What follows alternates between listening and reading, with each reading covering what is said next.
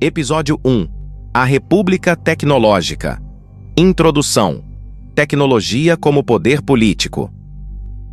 Você já parou para pensar como a tecnologia molda não apenas nosso dia a dia, mas o próprio destino das nações? Bem-vindo ao canal O Segredo dos Poderosos, onde hoje iniciamos uma jornada fascinante através do livro A República Tecnológica, de Alexander C. Karp. Prepare-se para descobrir os segredos por trás do poder que a tecnologia exerce sobre nossa democracia e nosso futuro. Imagine um mundo onde os maiores cérebros da tecnologia trabalham lado a lado com o governo para resolver os problemas mais urgentes da humanidade. Isso não é ficção científica. Já foi realidade.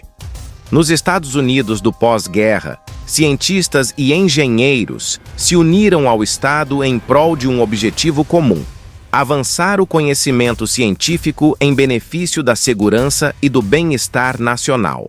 No Vale do Silício dos Primórdios, uma inovação não era guiada pelo lucro fácil ou por aplicativos de entretenimento. Os pioneiros da tecnologia sonhavam grandes. Eles viam seu trabalho como uma extensão natural do projeto nacional, uma forma de mover a civilização futura. Empresas como a Fairchild Camera and Instrument Corporation, que tornaram possíveis os primeiros computadores pessoais, construíram equipamentos de reconhecimento para satélites espiões da CIA. Você sabia que em algum tempo após a Segunda Guerra Mundial, todos os mísseis balísticos da Marinha dos Estados Unidos foram produzidos no condado de Santa Clara, na Califórnia? Sim, o mesmo lugar que mais tarde se tornaria o coração do Vale do Silício. Gigantes como Lockheed Missile and Space, Westinghouse e Ford Aerospace empregavam milhares de pessoas na região, trabalhando na produção de armas até os anos 1990. Essa simbiose entre ciência e Estado não surgiu do nada. Ela foi construída sobre uma longa história de conexão entre inovação e política. Muitos dos primeiros líderes da República Americana eram eles mesmos engenheiros. Thomas Jefferson projetou relógios de sol e estudou máquinas de escrever. Benjamin Franklin experimentou e construiu para-raios para óculos. Franklin não era apenas um político que se interessava pela ciência. Ele era um engenheiro, um dos mais produtivos de seu século, que por acaso se tornou político. No século XVIII, as fronteiras do conhecimento ainda estavam em expansão inicial. A Biblioteca do Vaticano, a maior da Europa em 1481, tinha apenas cerca de 3.500.000 livros e documentos. A restrição do conhecimento coletivo da humanidade incentivava uma abordagem interdisciplinar que hoje seria impensável. Não havia dificuldades nas fronteiras entre disciplinas. Cientistas transitavam livremente entre física, humanidade, linguística, química, zoologia. A ascensão de J. Robert Oppenheimer e seus colegas no final dos anos 1930 colocou cientistas e engenheiros no centro da vida americana e da defesa do experimento democrático. Joseph Licklider, um psicólogo cujo trabalho no Instituto de Tecnologia de Massachusetts antecipou o surgimento de formas primitivas de IA. Foi contratado em 1962 pela organização que se tornaria a Agência de Projetos de Pesquisa Avançada de Defesa dos Estados Unidos. Sua pesquisa para seu artigo clássico Simbiose Homem-Computador foi aprimorada pela Força Aérea Americana. Havia uma proximidade, um grau significativo de confiança nas relações entre líderes políticos e os cientistas de quem dependiam para a orientação. Após o lançamento do satélite Sputnik pela União Soviética em outubro de 1957, Hans Bethe, o físico teórico alemão e conselheiro do presidente Dwight D. Eisenhower, foi chamado à Casa Branca. Em menos de uma hora, havia um consenso sobre como revitalizar o programa espacial americano. "Veja que isso seja feito", disse Eisenhower a um auxiliar. O ritmo de mudança e ação era rápida. A NASA foi fundada no ano seguinte. Ao final da Segunda Guerra Mundial, a fusão entre ciência e vida pública estava completa e era vista como natural. Muitos desses engenheiros e inovadores trabalhariam no anonimato. Outros, no entanto, eram celebridades de uma forma difícil de imaginar hoje. Em 1942, enquanto a guerra se espalhava pela Europa e Pacífico, uma revista Collier's apresentou Vannevar Bush, que ajudava a financiar o Projeto Manhattan, mas era na época um engenheiro pouco conhecido e burocrata do governo, a seus quase 3 milhões de leitores, descrevendo Bush como o homem que pode vencer a guerra. Este foi o século americano e os engenheiros estavam no coração da mitologia ascendente da era. A busca pelo interesse público através da ciência e engenharia foi considerada uma extensão natural do projeto nacional, que envolvia não apenas proteger os interesses dos Estados Unidos, mas mover a sociedade e a civilização futura.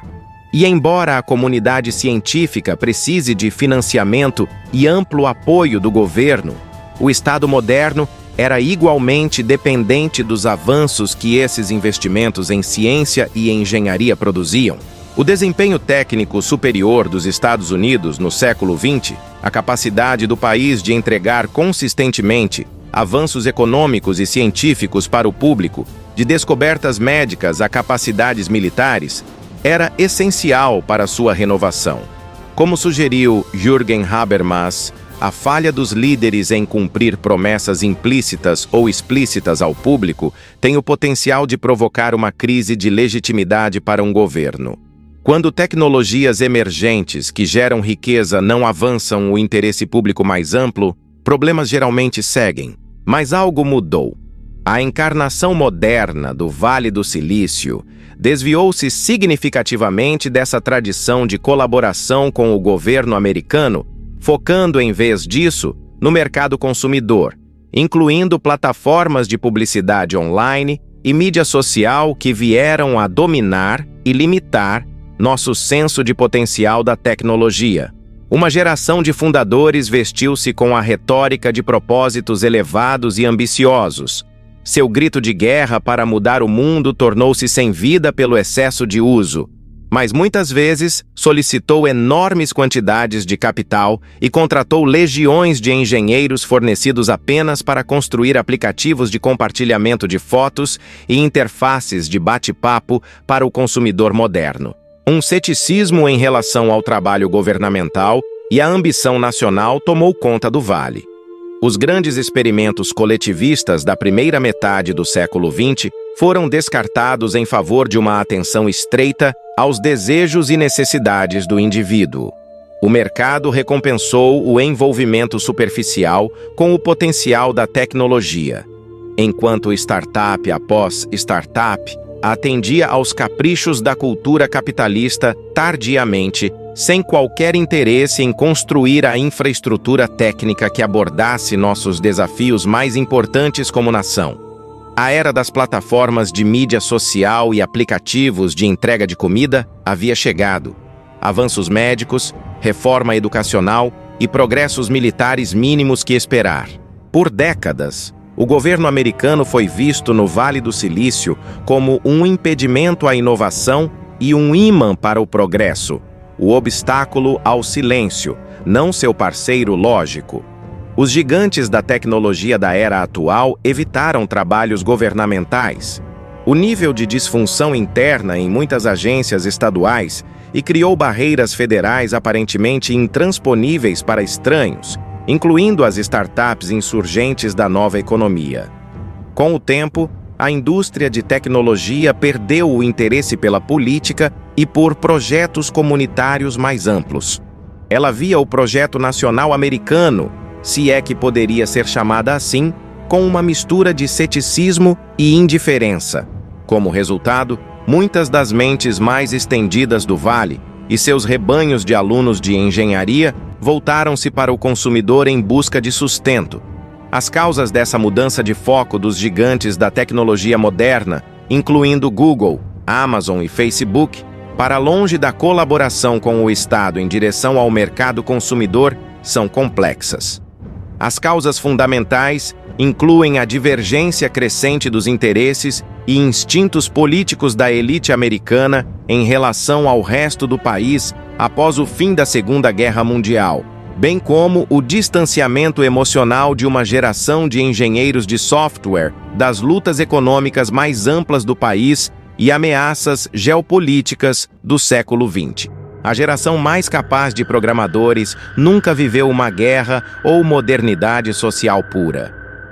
Por que arriscar controvérsias com amigos ou arriscar sua desaprovação trabalhando para o militar americano quando você pode recuar para a suposta segurança de construir outro aplicativo? Enquanto o Vale do Silício voltava-se para dentro e para o consumidor, o governo americano e os governos de muitos de seus aliados reduziram a participação e inovação em numerosos domínios, de viagens espaciais a software militar a pesquisas médicas. Uma lacuna de inovação crescente foi deixada pela retirada do Estado. Muitos em ambos os lados da divisão aplaudiram essa divergência, com céticos do setor privado argumentando que ele não poderia ser confiável para operar em domínios públicos e aqueles no Vale permanecendo cautelosos com o controle governamental e o mau uso ou abuso de suas invenções. Será, no entanto, uma união do Estado e da indústria de software, não a sua separação e desvinculação, que será necessária para que os Estados Unidos e os seus aliados na Europa e em todo o mundo permaneçam tão dominantes neste século quanto foram no último. Neste livro, defendemos que o setor de tecnologia tem uma obrigação afirmativa de apoiar o Estado que tornou seu surgimento possível. Uma renovação do interesse público será essencial se a indústria de software quiser reconstruir a confiança com o país e avançar para uma visão mais transformadora do que a tecnologia pode e deve se tornar possível. A capacidade de governo de continuar oferecendo bem-estar e segurança ao público também exigiu disposição da parte do Estado em emprestar da cultura organizacional idiosincrática que permitiu a tantas empresas no Vale do Silício remodelar setores inteiros de nossa economia. Um compromisso em avançar resultados em detrimento do teatro, em capacitar aqueles que podem nas margens de uma organização que estão mais próximos do problema e em deixar de lado debates teológicos vão em favor de progressos marginais e muitas vezes imperfeitos, é o que permitiu à indústria de tecnologia americana transformar nossas vidas. Esses valores também têm o potencial de transformar nosso governo. De fato, a legitimidade do governo americano e dos regimes democráticos em todo o mundo exigiu um aumento na produção econômica e técnica que só pode ser realizada por meio da adoção mais eficiente de tecnologia e software. O público perdoará muitas falhas e pecados da classe política, mas o eleitorado não ignorará uma incapacidade sistêmica de aproveitar a tecnologia para fornecer eficazmente os bens e serviços essenciais às nossas vidas. E aqui no canal, O Segredo dos Poderosos, consideramos que entender essa dinâmica é crucial para vender os mecanismos de poder que moldam nosso mundo. O século XXI é o século do software, e o destino dos Estados Unidos e de seus aliados depende da capacidade de suas agências de defesa e inteligência de desenvolvimento, e rapidamente. A geração melhor posicionada para desenvolver tais armamentos é também a mais hesitante, a mais cética, em dedicar seus consideráveis talentos a fins militares. Muitos desses engenheiros nunca encontraram alguém que tenha servido no exército.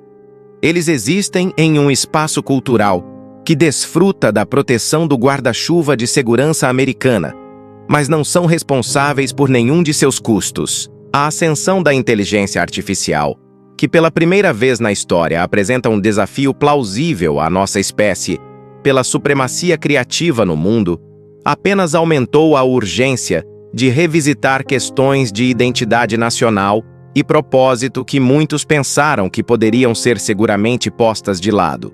Poderíamos ter vagado por anos, se não décadas, evitando essas questões mais essenciais, Se o surgimento de IA avançada, de grandes modelos de linguagem às futuras nuvens de robôs autônomos, não ameaçasse perturbar a ordem global. O momento, no entanto, de decidir quem somos e o que aspiramos ser como sociedade e civilização é agora. Outros podem preferir ou defender uma divisão mais cuidadosa e deliberada entre os domínios e preocupações dos setores privado e público. A mistura de negócios e propósito nacional, da disciplina que o mercado pode proporcionar com um interesse no bem coletivo, deixa muitos desconfortáveis. Mas a pureza tem um custo.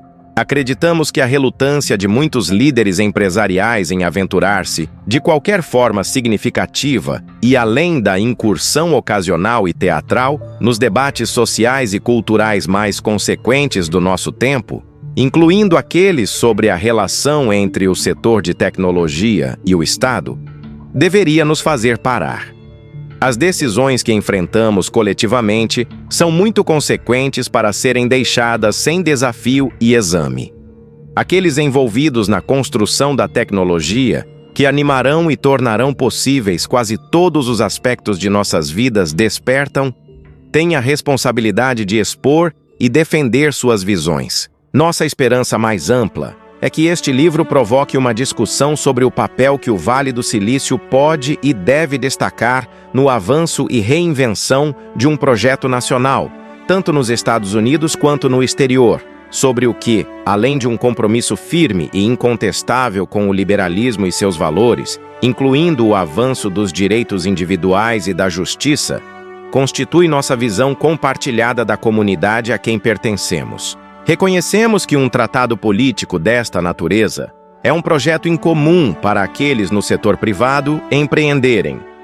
Mas as apostas são altas e crescentes. A relutância atual da indústria de tecnologia em se envolver com essas questões fundamentais privadas de uma visão positiva de que país este ou qualquer outro pode e deve ser em uma era de crescente mudança tecnológica e risco. Também pensamos que os valores da cultura de engenharia, que tem origem no Vale do Silício, incluindo seu foco obsessivo em resultados e desinteresse por teatro e postura, embora complexos e imperfeitos, provarão no final ser exclusivo para nossa capacidade de avanço, nossa segurança nacional e bem-estar. Líderes demasiados relutam em entrar na discussão, em particular crença genuína, em uma ideia, um conjunto de valores ou um projeto político, com medo de que serão punidos na esfera pública contemporânea. Um subconjunto significativo de nossos líderes, eleitores e de outra forma, tanto ensinam quanto são ensinados que a crença em si é o inimigo, e que a falta de crença em qualquer coisa, exceto talvez em si mesmo, é o caminho mais certo para a recompensa. O resultado é uma cultura na qual os responsáveis por tomar nossas decisões mais consequentes, em vários domínios públicos, incluindo governo, indústria e academia, muitas vezes não têm certeza de quais são suas próprias opiniões, ou mais fundamentalmente, se tem alguma crença firme ou autêntica. Esperamos que este livro, inclusive por sua própria existência, sugira que um discurso muito mais rico, uma investigação mais significativa e matizada de nossas opiniões como sociedade, compartilhadas e de outra forma, é possível e, de fato, imperativo. Aqueles no setor privado não devem ceder este terreno a outros na academia e em outros lugares por uma percepção de falta de autoridade ou expertise. A própria Palantir é uma tentativa, imperfeita, evolutiva e incompleta, de construir uma empresa coletiva cuja produção criativa mistura teoria e ação. A implantação de seu software e seu trabalho no mundo específico da ação. Este livro tenta oferecer os começos de uma articulação da teoria. E aqui no canal O Segredo dos Poderosos, consideramos que entender essas dinâmicas é essencial para desvendar os verdadeiros centros de poder em nossa sociedade. A tecnologia não é apenas ferramenta, é poder. E quem controla essa tecnologia controla o futuro.